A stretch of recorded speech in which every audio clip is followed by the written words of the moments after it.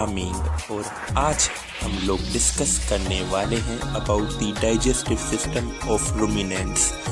रुमिनेंट animal cow, buffalo, sheep और goat को कहते हैं क्योंकि इनमें 4 चैम्बर्ड स्टमक होता है जो ह्यूमन स्टमक से बिल्कुल मुख्तलिफ होता है। अब माउथ के बाद ईसोफेगस के बाद ये 4 चैम्बर्ड स्टमक, फिर स्मॉल इंटेस्टाइन, फिर सीकम, फिर लार्ज इंटेस्टाइन, इसके बाद एनस। ये पूरा का पूरा डाइजेस्टिव सिस्टम है। जो न्यू चीज़ है वो है 4 chambered stomach, Roman, reticulum, omasum, एबोमेजम। ये 4 चैम्बर्ड होते हैं। हर चैम्बर्ड का अलग अलग काम होता है। जब भी जानवर चुगाली करता है तो आपने देखा होगा ये 30 से 40% अपना टाइम चुगाली में गुजारता है पूरे दिन का।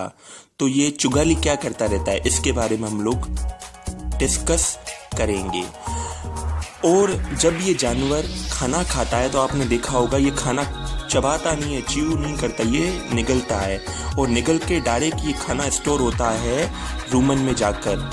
अच्छा, जब ये खाना खाता है तो आपने देखा होगा कि सलाइवेशन भी ज़्यादा हो रही होती है, यानी कि जो सलाइवा वो हद से ज़्यादा बन रहा होता है। ये 150 से 200 लीटर सलाइवा बनाता है। क्यों? क्योंकि साइलेज और फीड जो आप जानवर को दे रहे हैं उसकी पीएच एसिडिक होती है, तो उसको न्यूट्रलाइज करने के लिए ये सलाइवा बनाता है जिसमें बाइकार्बोनेट और वाटर होता है जो pH 8.2 होती है, तो ताकि वो न्यूट्रलाइज हो जाए। जब ये खाना स्टोर होकर रूमन में आता है, Roman is also a chambered structure और रूमन के अंदर बैक्टीरिया होते हैं जो इसकी फर्मेंटेशन करते हैं। हर 1 मिनट के बाद ये रूमन कॉन्ट्रैक्ट होता है तो खाना रेटिकुलम में जाके जमा होता है और फिर इस रेटिकुलम से होता हुआ ये खाना दोबारा ऊपर आता है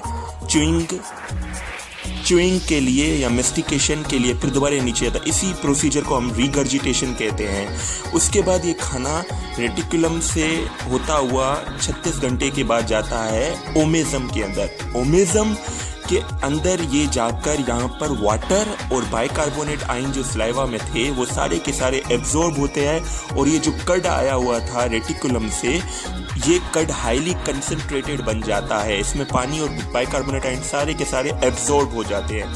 फिर ये हाईली कंसंट्रेटेड जो फीड डाइजेस्ट है ये आ जाता है हमारा ट्रू स्टमक एबोमिज्म के अंदर। उसके बाद ये फर्दर डाइजेस्ट होता है ट्रिप्सिन और HCl के बदौलत, जहाँ पर उसके बाद स्मॉल इंटेस्टाइन में आता है। स्मॉल इंटेस्टाइन के बाद ये लार्ज इंटेस्टाइन में आकर वहाँ से गोबर बनता है जिसको हम लोग डंग कहते हैं एनिमल का।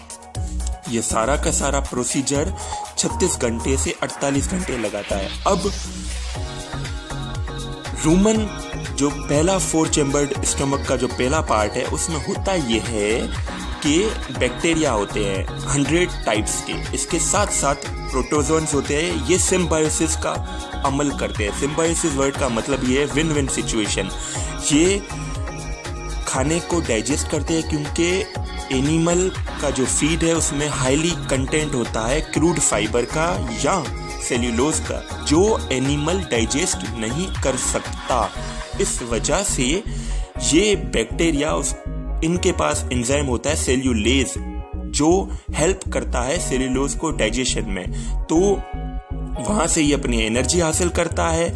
और फिर ये जब बैक्टीरिया एनर्जी हासिल कर लेते हैं तो वोलेटाइल फैटी एसिड्स बनते हैं। ये वोलेटाइल फैटी एसिड्स इसके साथ साथ कार्बन डाइऑक्साइड और मीथेन बनता है। जो वोलेटाइल फैटी एसिड्स होते हैं वो जानवर रीएब्जॉर्ब करते हैं अपने ब्लड के अंदर, उसको एनर्जी के सोर्स पर इस्तेमाल करते हैं। वोलेटाइल फैटी एसिड्स में एसिटिक एसिड, प्रोपियोनिक एसिड और ब्यूटायरिक एसिड आता है।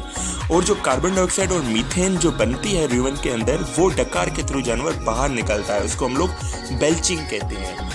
ये सारा प्रोसीजर जब 24 से 46 घंटे के अंदर ये गर्जिटेशन होकर ये सारा का सारा जब डाइजेस्ट फाइन पार्टिकल्स में कन्वर्ट हो जाता है, तब ये आता है हमारा दूसरे चैम्बर्ड के अंदर रेटिकुलम से होता हुआ तीसरे चैम्बर्ड में, जिसको हम लोग ओमेजम कहते हैं। ओमेजम के अंदर जितना भी बाइकार्बोनेट और वाटर है ये सारा का सारा रीएब्जॉर्ब्ड हो जाता है और ये फिर सारा कंसंट्रेटेड डाइजेस्टा जिसके अंदर बिलियंस ऑफ माइक्रोफ्लोरा है, वही माइक्रोफ्लोरा जो रूमन के अंदर थे जिन्होंने अपने यहाँ से खाना भी हासिल किया था, सेल्यूलोज को डाइजेस्ट किया था और फीड के अंदर जो प्रोटीन था उसको भी इस्तेमाल किया था अपने प्रोटीन बनाने के लिए। सारा का सारा मटेरियल आ जाता है हमारे इस जानवर के एबोमेजम के अंदर, ट्रू स्टमक के अंदर। अब ट्रू स्टमक के अंदर HCl होता है और ट्रिप्सिन होता है।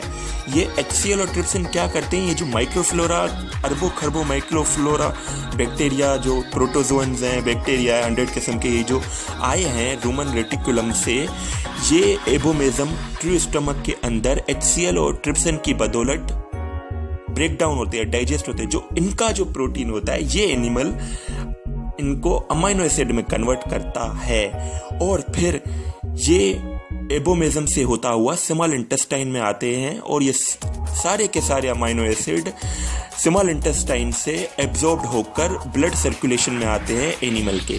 स्मॉल इंटेस्टाइन में जो दूसरे जूसेस होते हैं हमारे ह्यूमन की तरह, पेनक्रियाटिक जूस और बाइल जूस, यहाँ पर वो फीड के अंदर जो लिपिड होता है उसकी इमल्सिफिकेशन करते हैं और इमल्सिफाई करके सारा का सारा फैटी एसिड्स जो बनता है लिपिड से वो भी यहाँ पे रीएब्जॉर्ब होता है। उसके बाद ये फीड चला जाता है डाइजेस्टा, जो बाकी जो बचा हुआ डाइजेस्टा अनडाइजेस्टेड पार्टिकल वो चला जाता है लार्ज इंटेस्टाइन में। यहाँ पे वाटर और मिनरल्स की फर्दर रीएब्जॉर्प्शन होती है। उसके बाद ये डंग निकलता है इन इसके थ्रू।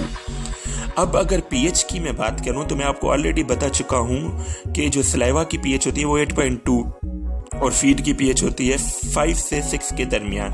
इस वजह से ये उसको न्यूट्रलाइज करने के लिए पीएच होती है। अब जब ह्यूमन के अंदर माइक्रोफ्लोरा होते हैं तो माइक्रोफ्लोरा को ग्रोथ करने के लिए पीएच चाहिए होती है 6 to 7। इस वजह से ह्यूमन की पीएच होती है 6 to 7। उसके बाद जो हमारा एबोमेजम है उसकी ट्रू स्टमक उसकी पीएच होती है 2 से 3 due to the presence of HCl in high concentration. तो ये पीएच की बात हमने कर ली। टाइम की अगर हम लोग बात करें तो टाइम इसके अंदर 36 से 48 घंटे